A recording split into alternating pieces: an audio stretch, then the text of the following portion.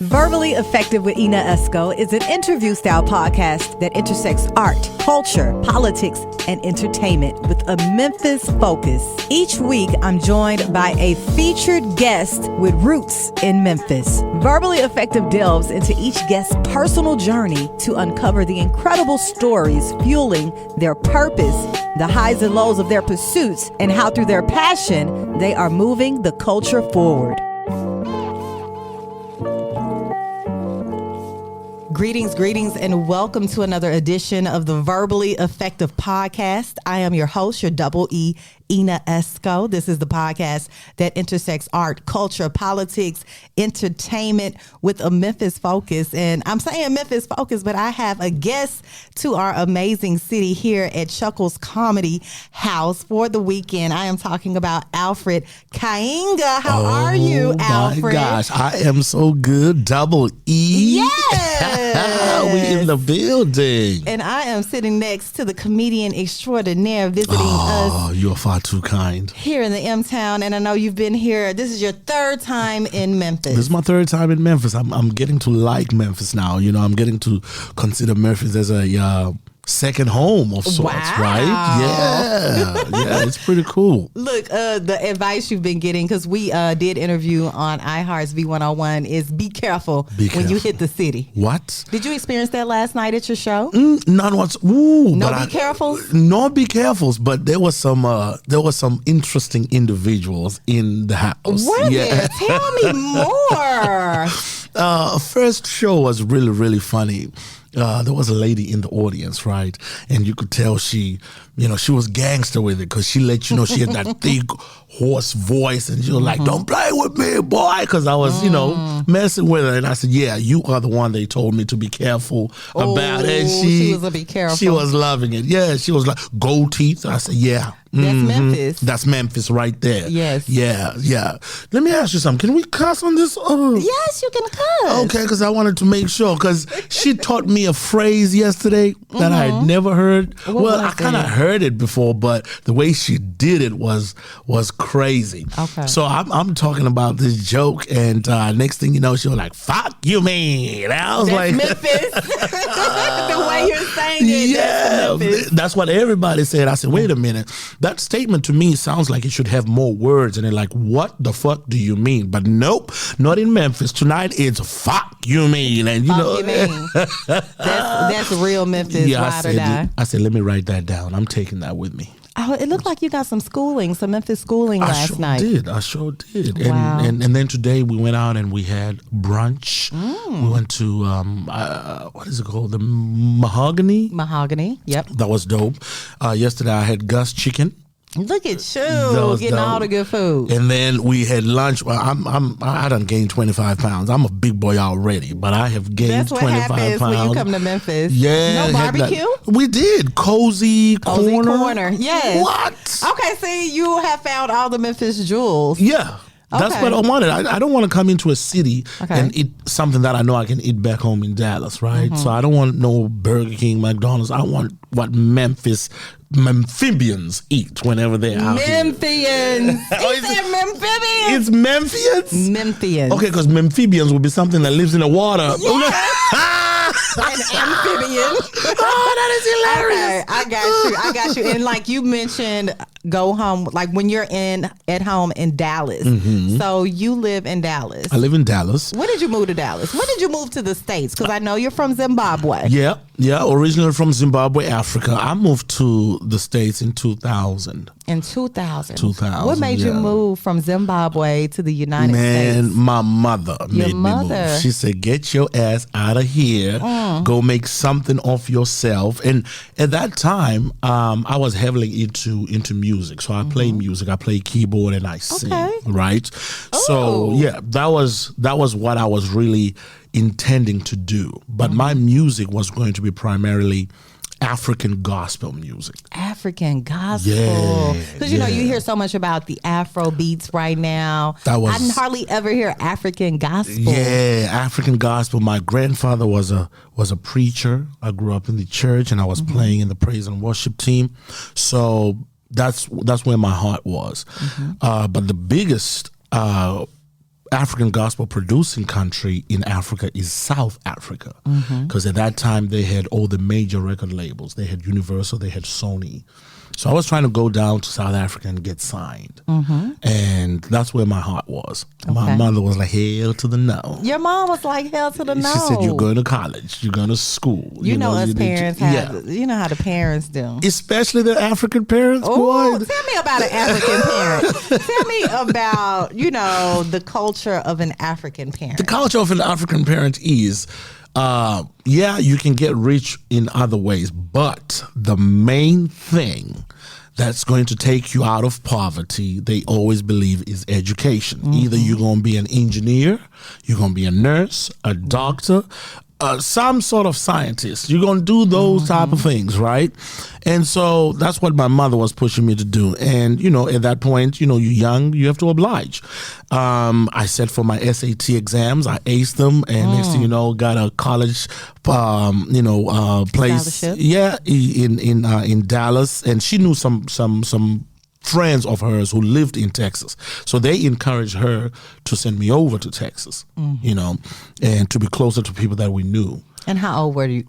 19 years old, because I took a year off after high school. I wanted to work. I wanted to get into my music. That's what I was doing. So at 19, she's like, nah, you got to go. You got to go. But as I was growing up, though, I was very comedic. In school, I was like the class clown. Not school clown, not class clown, but school clown. School. You entertained everyone. Everybody, including the teachers, you know what I mean? So that was me at school. At home, choir church boy. In front of mama and daddy. Exactly. Okay. Wow. So, that's how we do, though. That is how we do. Yeah. So I just knew, I felt at that time that, me getting on the plane, going to America, my music career was done. Because where was I going to be singing my African gospel music at? Because I wasn't singing in English. I was singing in my native tongue, which is Shona. Give me a little bit. Let me hear a little something. Not right now. You're putting me on the spot. Like your voice is so distinct. Yeah. I now that you said that you were a singer, I can hear it in your voice. Yeah. I'm going to get you to sing me a little tone or something on this podcast before you go. So at home, are you still deeply rooted to African gospel, or absolutely? Okay, absolutely. I play my instrument every day. I got a keyboard, in my house. I play, I record. I play around with self-recording myself. I think I have over 50 songs written. Wow. Yeah, that I just need to. One day I keep telling myself I'm going to get into the studio and record. Not Alfred. Yeah. What are we waiting on? We waiting on this comedy special, okay? We're waiting on this Netflix, okay? Okay, I feel you. Now, before we jump into the entire comedy space, I'm going to back up a little bit to 2000 when you moved to the United States. Was it a culture shock for you? On some parts it was. So you got to understand that the Africa that I grew up in Zimbabwe, we were colonized by the British, right?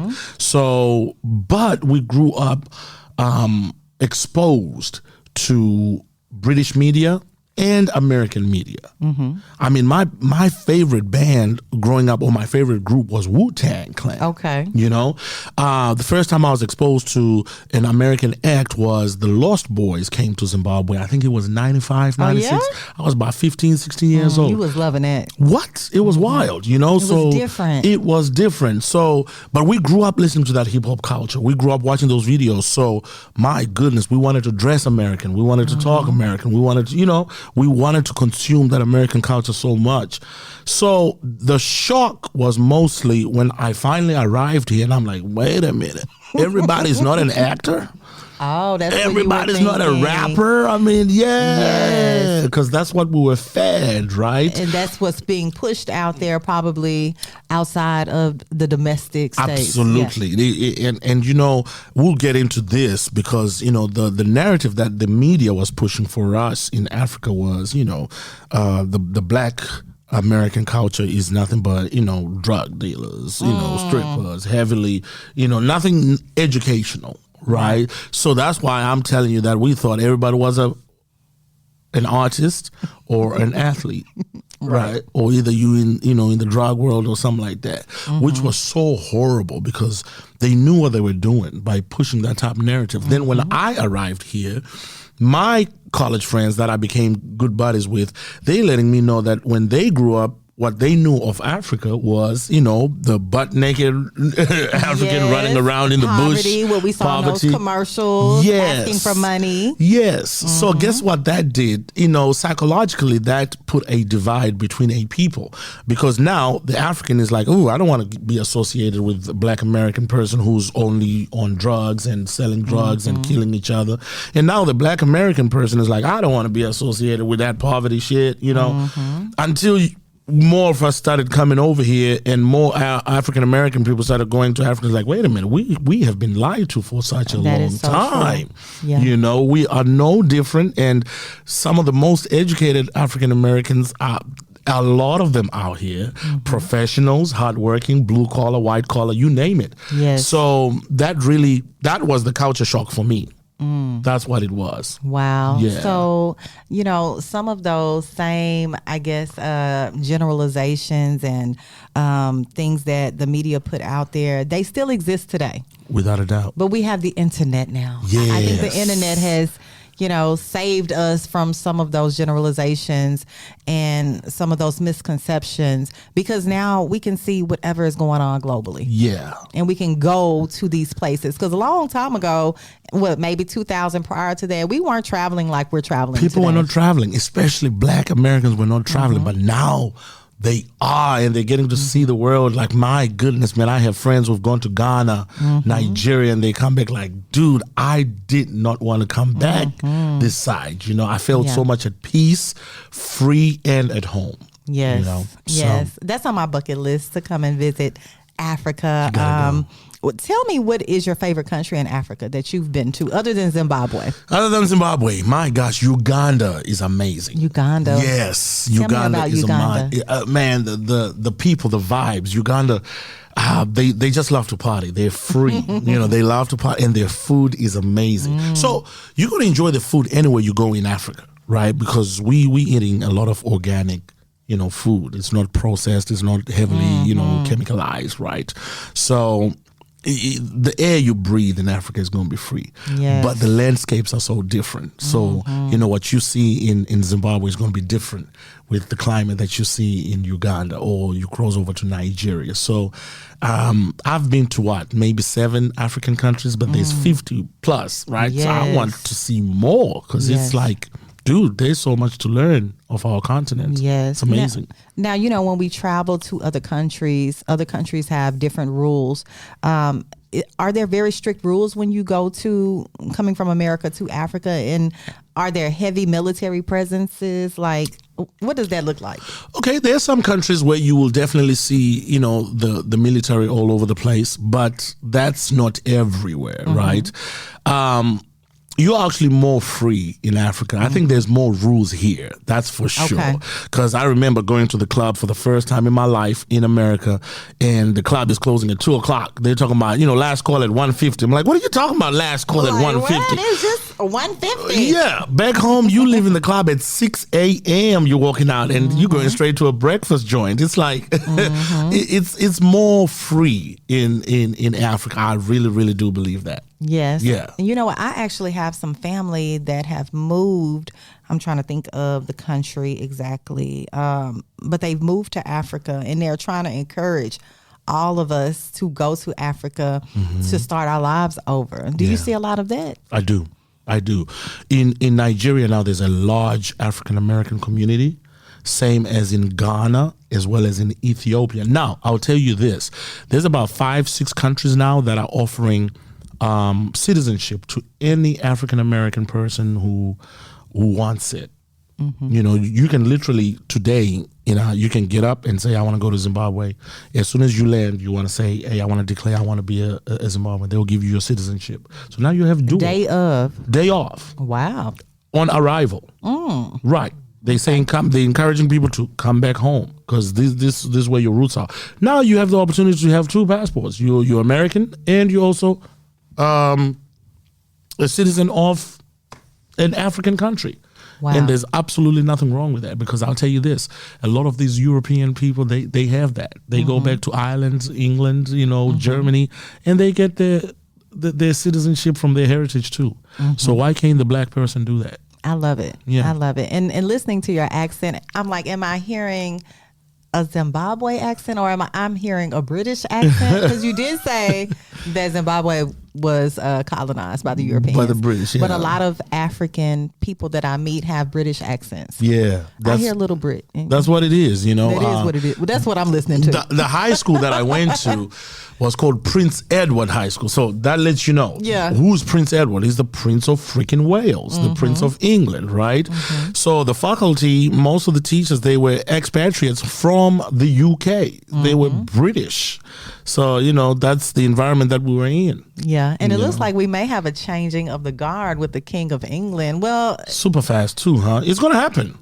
It's going to happen. They just told us that he has cancer. He has cancer, yeah. And the sons are there in tow, ready to... Yeah, to take over. It's going to be interesting. It's going to be William. That's such a quick transition, right? Because that queen was queen for what, 365 years? Man, yeah. Since she was a young girl. Young, yeah. And then now she's gone, and this dude right here. Because you could tell, though, I remember when he was inaugurated, his hands were super swollen. I remember looking at that like, wow, something's wrong with this dude right here. Man, he been waiting on his mama to... Yeah, and he ain't even going to enjoy it. He has not been able to enjoy it, but he did get his girl up in there. He sure did. He got his boo up Camilla. in there. He got Camilla up in that thing. Yeah, sure did. So much drama, but I have been so fascinated about, their history and, what people seem to think that is royal and just the horrid past. Oh my God. Everything they've done.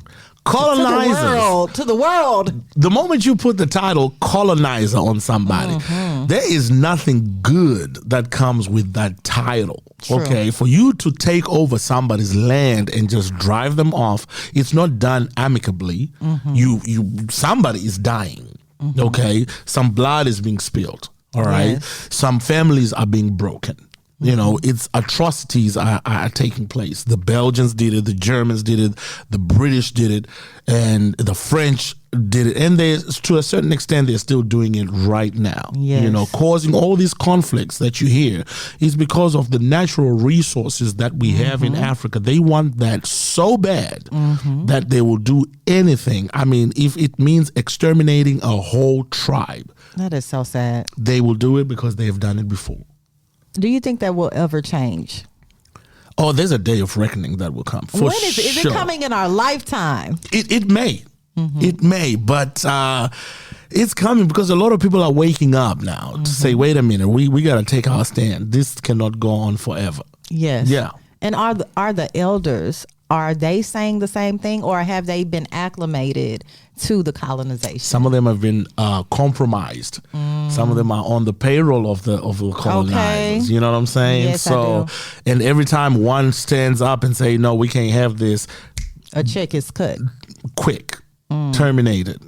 So, but I strongly believe that a day of reckoning will come. I hope so. Yeah, because we will all take our rightful place. Not only in Africa, which has been the most abused country, I would say, for our people, but here too. Like, there's so many people waking up here and have been held down for so long. Yeah.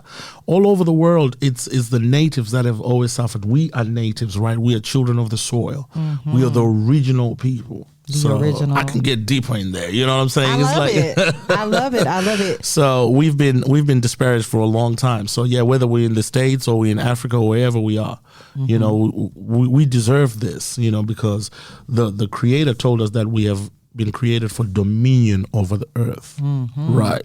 Then another character came up and said, no, y'all ain't gonna get this. We gonna get it. The devil. But who are you to tell us, the children of God, that we can't have this? Yeah. And so took it by force. Exactly. We getting it back though. We getting it back. Are you interested in moving back to Africa, or are you settled in the States? It's crazy that you asked me that question. I just came back home in December. I was there for the whole of December. I hadn't been back home for 5 years. When I first moved here, I was young. I was like, man, deuces, I'm out, man. America's gonna be my home. I'm not coming back, right? But that was 20 years go by, and I started thinking, now I'm like, yeah, I would love to settle back home, and retire and have a home where, I can move around. At least I know I have somewhere to land when I get there. And if I want to live there for 6 months, I can. If I want to come and live in the States for 6 months, I can. Yeah.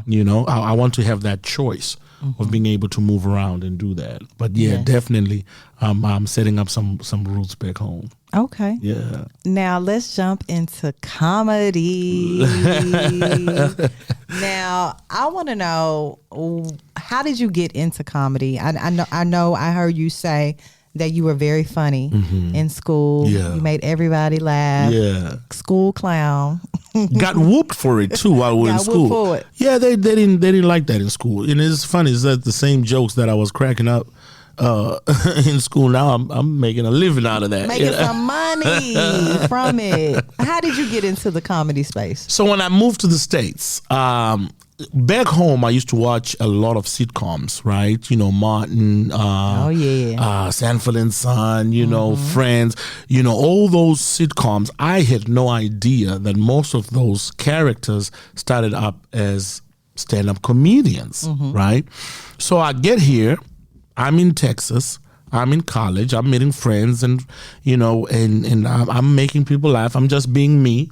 And one of my friends was like, dude, you gotta try stand-up comedy because you're funny, you'll probably be good at it. And I was like, yeah, I've always wanted to do it, right? But the first thing that I did is I went to a company called the Movie Trading Company. It's like a DVD resale store, and I found all the DVDs on stand-up comedy that I could find. All the Def Comedy Jam. You all were doing your homework. I bought all of them. I was doing my homework and I started watching them, and I was blown away. I'm like, wow, Eddie Murphy. I thought he was just a movie star. Had no clue he was a stand-up comedian. Oh, you didn't know? No clue.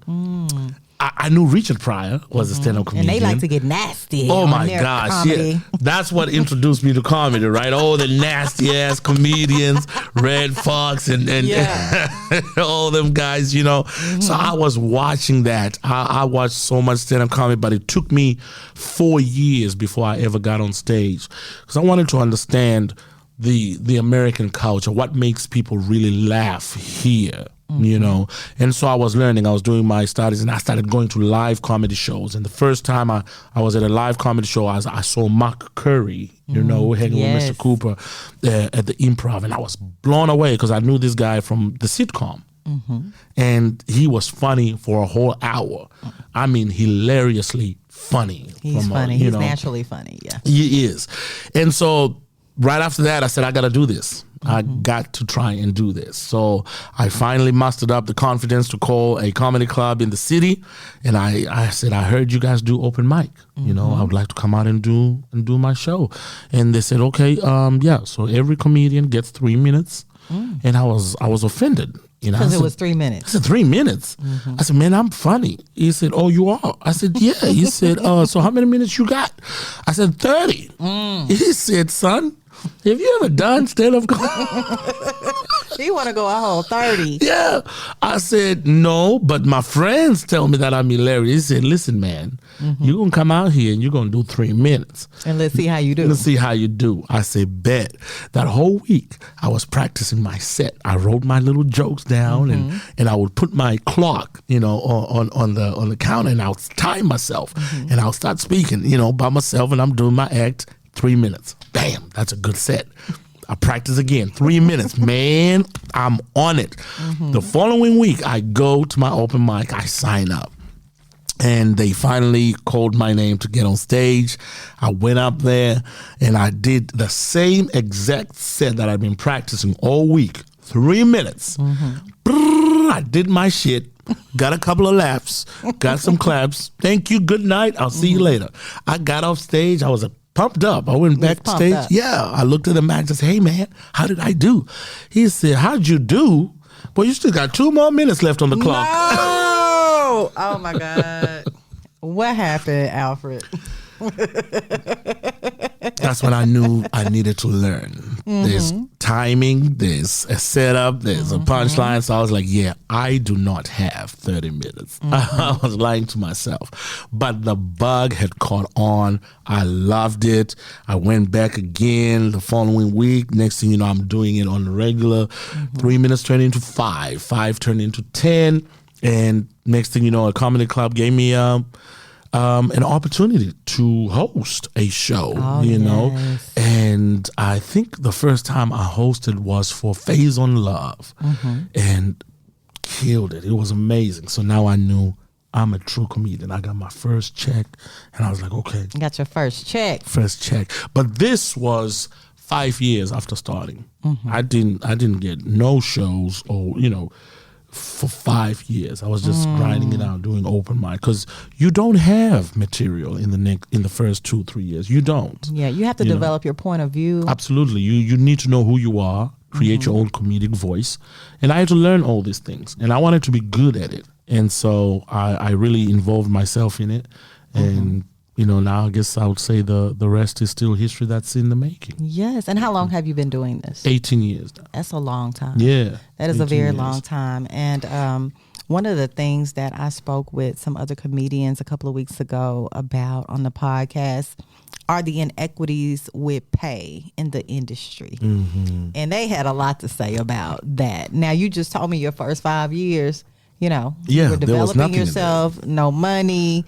How is the money looking today, 18 years later? 18 years later, the money is looking good. I'm grateful, and it's looking good. You know, I'm happy, and I know it's just going to get bigger and bigger. You know, so I'm under an agency now. You know, I also have a manager now. You know, things that I never thought I would be talking about 18 years ago. So I'm making a living. Yes. You know, I'm making a living, and it's something that I just, it blows me away. But I know that I still got a long way to go. Yeah. Okay, we still rolling though. We're still rolling. Okay. We're still rolling though, and I can edit as needed. Okay. So let me ask you this. What changes when you get that manager? What changes when you get up under that agency? That agency, my goodness. Especially the agents that I'm in. Okay, so can I tell you the story of how I got the agency first? So all these years, I've been basically self-booking. Me and my buddy, he became my manager. We would pick up the phone and call the comedy clubs by ourselves. Call any promoter we could find. Hey, man, we're going to send you a clip. Look at our clip. Tell us what you think. You know, book me, you know, give me a night, you know, give me a weekend. We'll take the bare minimum. Just let us in your club. Let's see what we can do. And we were getting them, you know, some of them, you know, not so great, some of them okay. And then been doing a lot of features. Like I got on TV with Kevin Hart a few years ago. Comedy Central, and that helped a lot. That helped to boost my profile. So me and the manager, now we got something to show. Like, look, man, I've been endorsed by one of the biggest superstars in comedy. Take a look at what I got. You know, book me. And from there, many other shows that came about. Then last year, there was a big competition that came about called the Breakout Comedian of the Year. And it was going to be hosted by DC Young Fly. The African Black Film Festival was putting it together.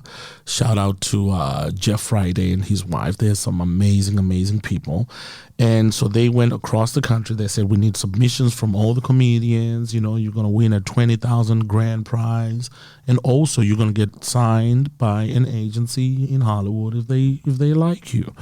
So I submitted, and you know, next thing you know, I got called up, and we went to the quarterfinal rounds in LA. There was 30 comedians. We duked it out, and next thing you know, it came down to 8 comedians, and the finals were now in DC. So they flew us out to Washington DC, and I competed, and in front of like 3,000 people, I won that competition. Congratulations. Thank you. This was last October. And right then I got signed by one of those agencies, you know.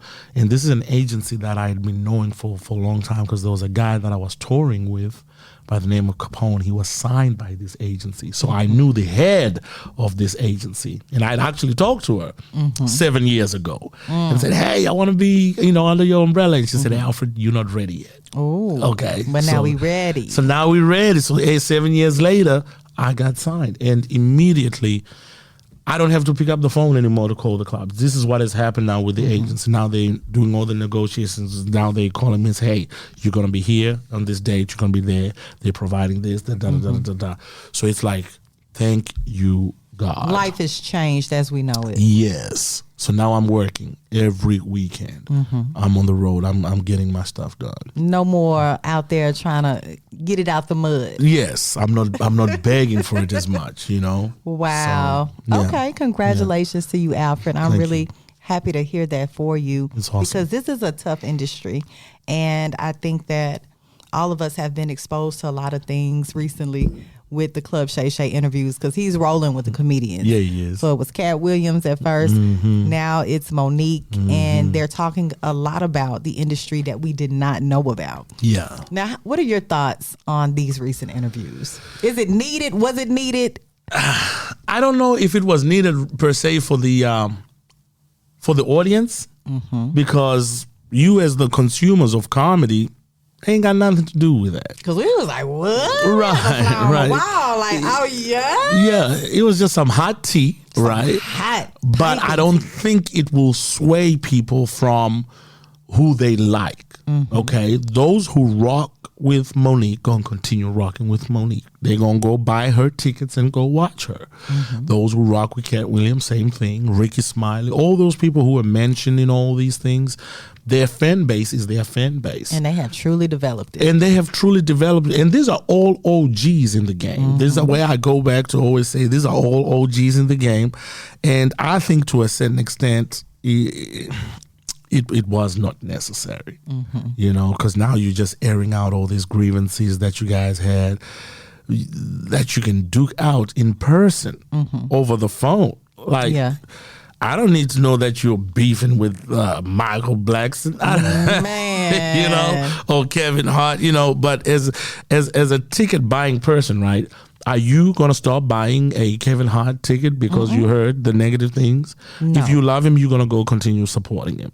That's all there is to it. So, but you know, these are comics who wanted to air out, you know, whatever opinions they had. But did you laugh At what? at Cat Williams? I laughed at some things. I sure did. I really did when he said, now here you are a real African with a fake African accent. That shit was hilarious because I was like, yep, I can see that. Talking about Michael Blackson. Yeah. He got on Michael Blackson. He got all them. Yeah, with the dirty dashiki. I was like, ooh, thank goodness I never wore one. You know? Oh my. Okay, speaking of Michael Blackson, do you have a relationship with Michael Blackson? No, I don't. Why not? You guys are both in comedy. I know.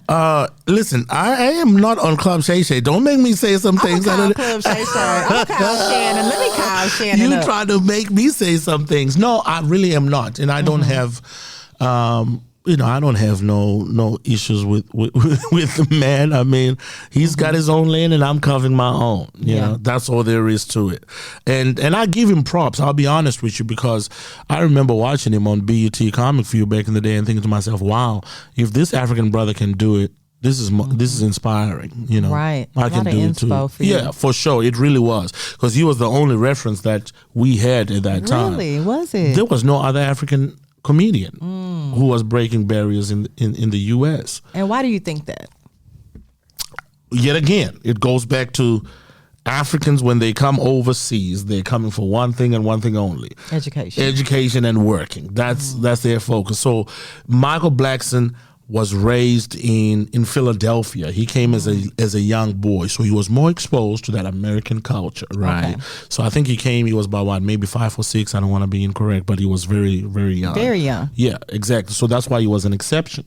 Whereas for me, I was also that exception because I came as a 19-year-old kid. Now I don't have my family in my neck and in my ear breathing down upon me like, yo, you know, school.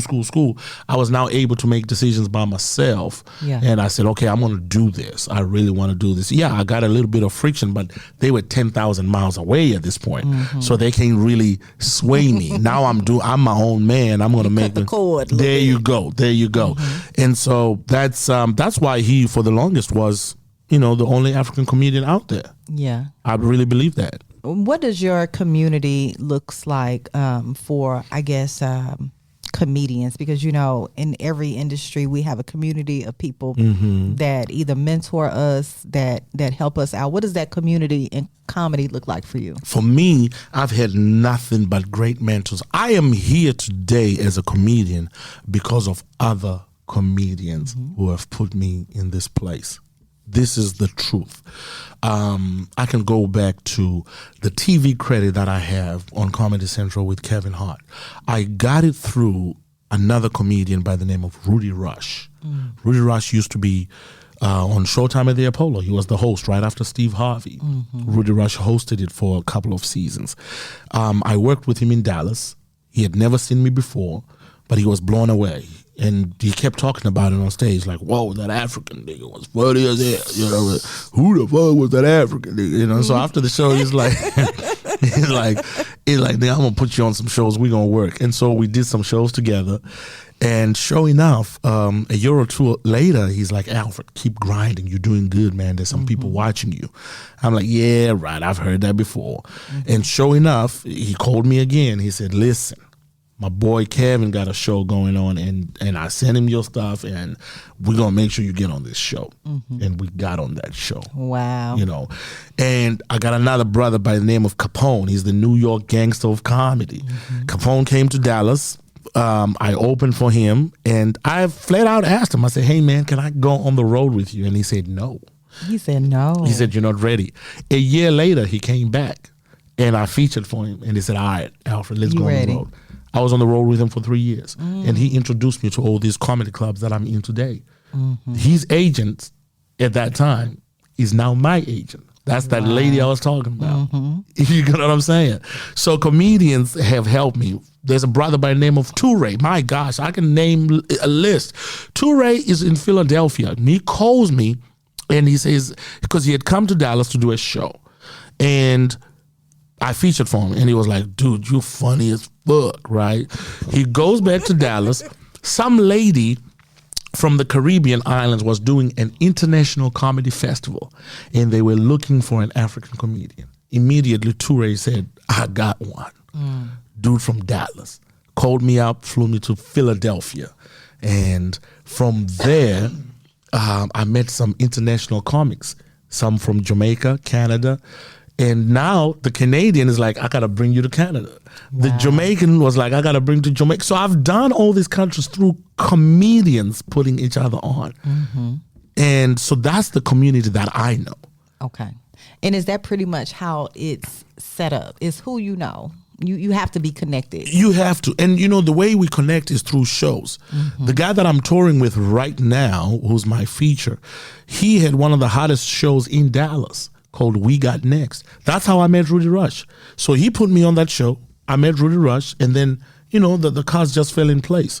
And now I'm working with him. So it's not no managers, it's not no agents. No, at that time when you're in the trenches, it's the comedians that help each other. Yes. For sure. And this has happened over and over again. Like, the Steve Harveys put on the Ricky Smileys, the Damon Williams, all these guys, they've worked together. And put each other on. And that's probably why it was such a shock to hear Cat Williams say the things that he said. Yeah, I mean, he's dealt, there's been some negativity too now. I mean, for sure. Everybody has gone through that. So some of the things he expressed were true, I just have not experienced it to that extent. Yet again, I guess the bigger you go and become, the more bullshit you're going to deal with as well. Yes, and that's with every industry. That's what right. The higher you go, I guess, the more bullshit. But it's all about how you respond to it. That's it. Wow. That's it. Okay. So let's talk about this. What does your audience look like? Can you perform in any room? Absolutely. Absolutely. I pride myself that my audience is very diverse. Because my material is very universal, I think. Anybody can relate to it. I talk about my experiences, of course, as an African coming from Africa to the States, what I've observed, some of the things that I've gone through in relationships, in day-to-day living. So I love the fact that I can have, of course, my black people in the audience, the white demographic, the Mexican, anybody, so, and they can relate. So that's what I like. I have a definite diverse audience. Do you have to tailor your work to the audience? No, because it's so universal. Yeah, I don't change. So, I've been asked this question, like, what happens when you go to Canada, or when you go to London, Jamaica. Yeah, I'm me. I'm not going to change, and they love it. Standing ovations over there too. So okay, you know what you're doing, Alfred. Yeah, I'm trying. Yes, you up in this thing now. 18 years in the game, and what does your schedule look like? I'm busy. Okay. I'm working, yeah. So comedy, I'm in the comedy circuit, right? So which means comedy circuit is if you're in a comedy club, you're working from either Thursday all the way through Sunday. You're doing 2 shows per night, okay? And then, I'm kind of free during the week, Monday through Thursday, Wednesday and Thursday. What they look like on Monday through Thursday? I'm a dad. I'm a single dad of a 5-year-old, so she does live with her mother, but we co-parent, so I gotta make sure that I spend time with my daughter, taking her to school, all that good stuff. I'm a father, first and foremost, so I have to make sure that I balance that out. Yes, you definitely do. Yeah, single dad. How's a single dad life? It's interesting. It's interesting. I'm focused on my work. I got a special someone, but I'm focused on my work and I'm doing my thing. Yeah, but I got a special someone for sure. That's good. That's good. Now, I hear you've been doing some podcasting. Yeah. Where's the podcast? We used to have a podcast. I used to have a podcast called Funny from A to Z, which is my brand of comedy. I like that. Funny from A to Z. I love that name. Yeah. But I got to get back into it. I love these podcast interviews, and every time I do one, like I haven't done one in a while. I think this is my first one in 2024. And I'm like, damn, this is cool. Yes, it is. You get to talk to some amazing people. And I think you would really do well solo dolo, though. Solo, I've been thinking about that. See, you're encouraging me. But how does that work when you're doing it solo? You just kind of put a script together? You can put a script together. You really need to map out what you're going to talk about. But I think the beauty of it with a comedian, you guys tell so many stories. Yeah. It should be really easy for you. It's just like you're in front of the crowd.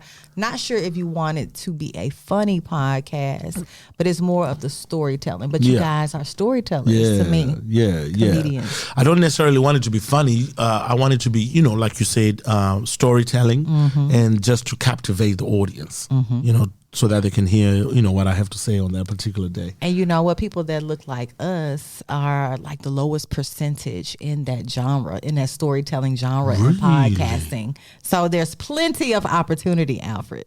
Wow. So I look forward to hearing that podcast very soon, Alfred. We're going to do it. We are going to do it. And then when you come to Dallas, you'll be my first guest. Yes, I have so many friends from Dallas because I think I told you I'm originally from Beaumont, Texas. And so many of my good friends moved to Dallas. I have probably a good 10 friends that live there. And when I was growing up in college and right after I graduated college, I would go there maybe 3 times a year to hang out. Okay. But I haven't been doing that lately because life been lifing. Yeah. But they've been on my ass about coming out there. You got to come back home. I'm going to hit you up, Alfred. I'm definitely going to hit you up. So this is what I want to know. I want you to tell the verbally effective audience, what's next for Alfred Kainga? My goodness. A Netflix special? We are working on that. Yes, that's definitely something that is on the vision board. A special would be incredible. And we're trying to put that together as we speak. That way it will create more awareness. I just want people to know who I am and what I have to offer. And hopefully they like my style of comedy and my material to where they're like, okay, I want to see this guy in person. That's all I'm asking for, Yes. And I'm so truly grateful so far for everything that has happened, because when I came to this country, I had no fan base. Nobody knew who I was. But I love that the American people, if you're good, they will rock with you, man. They will support you. And that's what I love. It's like there's no bias there. It's like, dude, he's really funny. Let's the dudes in Cleveland, they be like, nigga, I fucks with you. Yeah, I fucks with you. Fuck you mean. Yeah. Okay. And in Memphis, they be like, fuck you mean. Fuck you mean.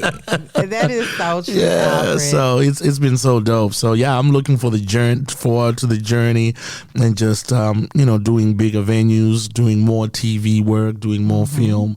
And so you've been doing some TV work? Yes. So we did a movie. I was in a movie called The Disconnection Notice, and this movie had a star-studded movie. Miss Pat is in the movie, Rodney Perry, Just Niche, some of the great up-and-coming comics right now who are like right there, So yeah, this guy, he put us all in the movie. There's a dude named Ambrose Jones from Memphis, comedian. That name sounds familiar. Yeah, Ambrose Jones. He did an NBC Last Comic Standing one time, and he's in that movie too. So these are all guys that 10 years from now you'll be like, I know this dude, but we're in this movie. It was a bootleg movie now.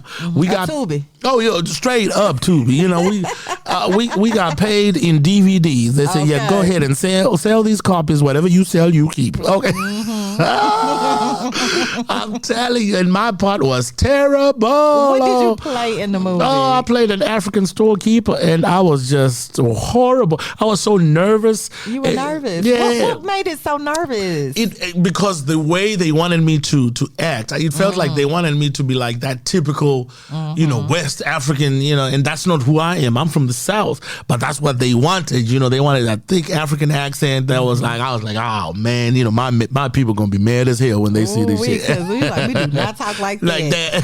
Oh wow. Yeah, but it was good. So I want to do more. I want to do more of that. Yeah, and you know what? I've been seeing Netflix promote so many diverse comedians. Yeah. And it's people that I've never heard of. So I'm like, it's definitely a possibility. For sure. For you to get on there. For sure. Oh, trust me. It's coming. You got to tell that agency you got, that new agency it's to go coming. on, hook it up. Yes. It's coming. Any advice for up and coming comedians? Ooh, just 2 words. Don't quit. That's all I can tell them. Don't quit. Believe in yourself. Keep going. And no matter how hard it feels like it's getting, don't quit. And it's going to get better. Right. And it sounds so simple. It sounds so simple because, it can be very hard. I remember you said your first 5 years, it was a grind. It was a grind. But you got to go through that part. That's it. It's not instant gratification around here. No, it's really not. It's a journey. It's really a journey. Because, year 6, year 7, I was like, man, I'm done, but. You got to get over that hump. Just get over that hump. Yeah, yes. Don't quit. Okay, I got you. Now, how can everyone follow your journey, Alfred?